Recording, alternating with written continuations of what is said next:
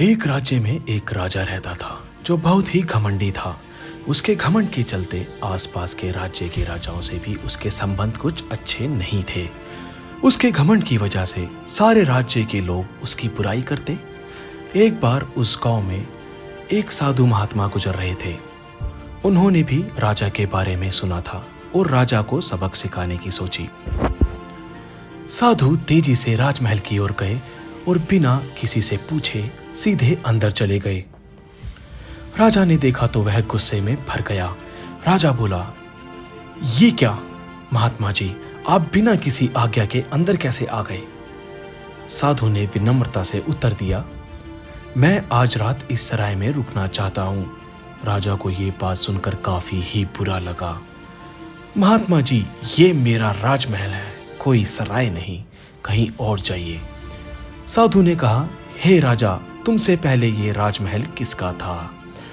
राजा, मेरे पिताजी का। फिर साधु ने कहा, तुम्हारे पिताजी से पहले ये किसका था? राजा का जवाब, मेरे दादाजी का।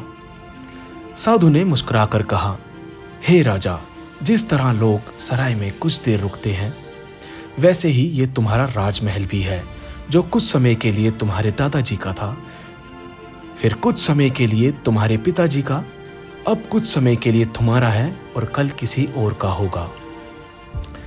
ये राजमहल जिस पर तुम इतना घमंड कर रहे हो, यह एक सराय ही है जहां एक व्यक्ति कुछ समय के लिए आता है और फिर चला भी जाता है। साधु की बातों से राजा इतना प्रभावित हुआ कि सारा राजपाट, मान सम्मान छोड़कर साधु के चरणों में गिर पड़ा और महात्मा जी से क्षमा मांगी और फिर कभी घमंड ना करने की शपथ भी ली। मित्रों, ये कहानी मात्र नहीं है, बल्कि इस कहानी में एक बहुत बड़ी सीख छुपी है। यह दुनिया एक सराय के समान है, जहां कुछ लोग रोज आते हैं और कुछ लोग रोज चले भी जाते हैं। अच्छी सोच रखिए, अच्छे काम करिए, क्योंकि इस सराय से एक दिन सबको जाना ही है। आशा करता हूं आपको मेरी ये कहानी पसंद आई होगी। धन्यवाद।